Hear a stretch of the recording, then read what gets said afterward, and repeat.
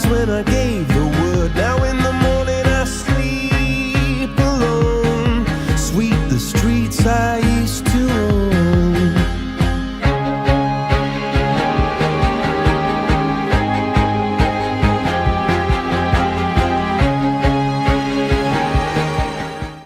L'Alleghe conquista 2 importanti punti contro il Renon, dal 4-0 al 4-4, una vittoria di rigore. L'Alleghe ha fatto vedere di tutto, il bello e il brutto, un primo tempo svogliato, un secondo tempo sprecone e un terzo più che da civette, da aquile, perché hanno volato veramente alto gli agordini, hanno tenuto duro nell'overtime sfiorando a più riprese il gol della vittoria, ci hanno dato dentro ai tiri di rigore, nonostante un gol annullato a Vegiato, sul quale ci sarebbe molto da dire, è arrivata comunque la vittoria. Presidente Renato Rossi, su cosa concorda?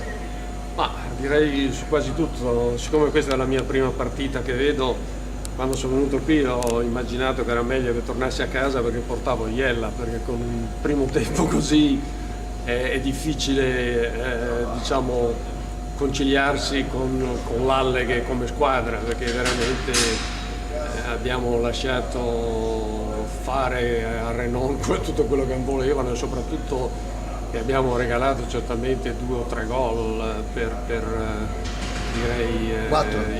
Regalati 4 forse no, ma certamente 2 o 3 siamo stati noi a metterli in condizione di segnare, non è che loro abbiano fatto delle belle azioni. Fortunatamente ci siamo risvegliati e certamente secondo il terzo tempo è andato molto bene. Nel terzo soprattutto abbiamo avuto delle ottime occasioni, nel secondo direi che certamente 1 o 2 gol in più ci potevano stare. Secondo il terzo tempo e i supplementari abbiamo giocato. Se giochiamo così ce la possiamo battere qualsiasi squadra. Se ricadiamo nella letargia del primo tempo allora è estremamente difficile. Alleghe decimato, Nicola Fontanive, Manuel De Toni, Milos Ganz, Jacobsen e Wicklander a mezzo servizio, Groenvel con la testa anche nella pancia della moglie dove sta per nascere il bambino.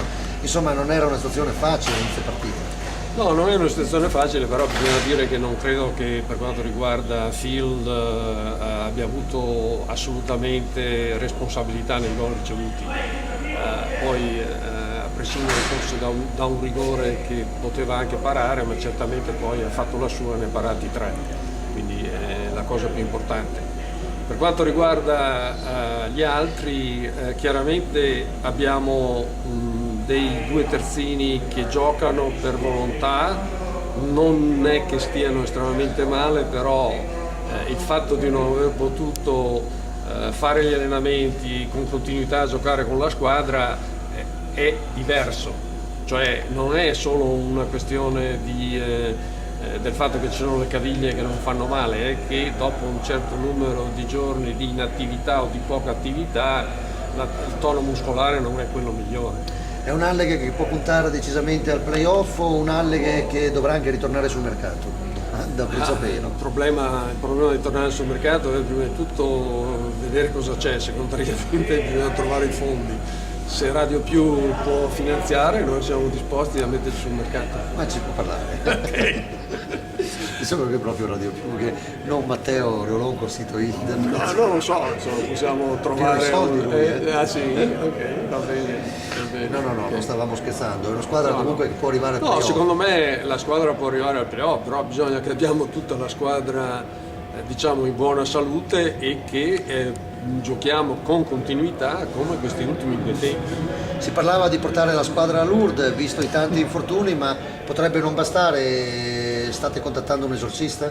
No, certo che no, ma comunque è veramente strano che si susseguono tutte questi infortuni che non sono della gravità dell'anno scorso, cioè non abbiamo avuto gambe rotte o cose del genere, però sono tutti infortuni che hanno portato fuori squadra diciamo giocatori importanti per un mesetto.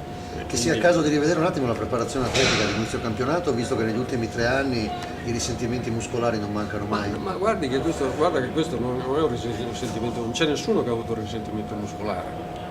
le distorsioni è una distorsione, il disco su una caviglia è una caviglia.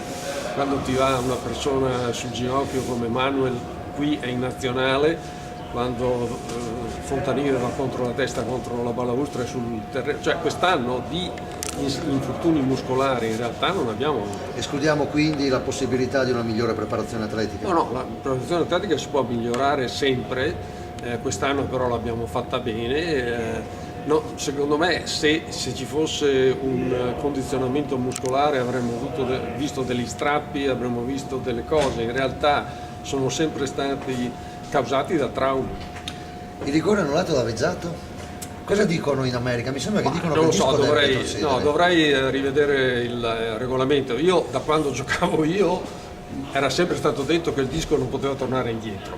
Non ho mai sentito nessuno che dica che il disco non si può fermare, perché allora dovevano annullare anche il gol di Harder, perché se il disco era fermo davanti al portiere e lui ha fatto il giochetto e poi l'ha messo dentro. Questa era la mia domanda successiva, No, Presidente. appunto. No, cioè doveva annullare anche quello. Non vale, No? però devo fare io bella figura qui. Quindi in realtà che sappia io un giocatore si può fermare perché il disco non torna indietro. Adesso se l'arbitro dice che invece ci deve essere un movimento continuo del disco in avanti, vabbè, non lo so. Questo non Però- salva comunque Vezzato che è caduto, ma l'ha fatta ancora più grossa nel secondo tempo perché comunque il disco sulla stecca, il disco gol sulla per stecca. chiudere la Comunque partita, c'era, poteva, sì, perché quello ci portava un punto in più, però c'è anche da dire che visto come sono andati i rigori, il gol mancato da Fabrizio Fontanive allo scadere del tempo supplementare non avrebbe cambiato niente. A proposito di Fabrizio, peccato che non ci fosse Polloni questa sera, perché insomma avere rinunciato a lui in nazionale dopo una partita come quella, a me è piaciuto questa sera. Ma Fabrizio secondo me è in forma e probabilmente è quello di 2 o 3 anni fa. Penso che almeno da quando ho sentito per quanto riguarda la nazionale lui ha risentito uno strappetto negli allenamenti, ha saltato anche penso un allenamento e quindi non hanno voluto rischiare, secondo me giustamente. Così. Speriamo lo richiamino. Ma io spero di no. Cioè, meno che richiamano meglio è. Ogni volta che vanno in nazionale o c'è una distorsione o c'è una pubalgia o c'è qualcosa. Capito Matteo perché perché Fabrizio non è andato in nazionale? Perché il presidente non ha voluto. No, io non ho detto niente.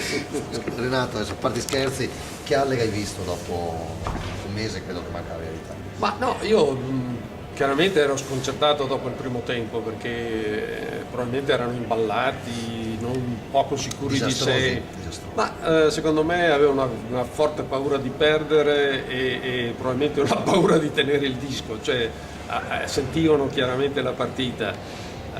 Sullo 0-4 penso che abbiano detto qui tutto per tutto bisogna farcela, bisogna darcela e si sono un po' sbloccati in un certo senso. Dal punto di vista psicologico poi non lo so, adesso parlerò con loro stasera, vedremo cosa mi dicono. C'è da prepararsi per il derby, il terzo derby con il Cortina, un Cortina che sta avanzando a rullo compressore, ha avuto ragione del Bolzano ai tiri di rigore anche questa sera. Sì. Certamente loro anche senza McLeod credo che non giochino e Sousa anche penso che non giocasse questa sera, quindi chiaramente bisogna vedere la partita, però insomma 2-1, sai, 2-1 nel calcio di rigore non è che si equivalgono le due squadre. Grazie Presidente, che, rimanga grazie con a te. noi più spesso. Più spesso? No, magari se così cambi sesso vengo prima. Non serve mica cambiare sesso, chi gliel'ha detto?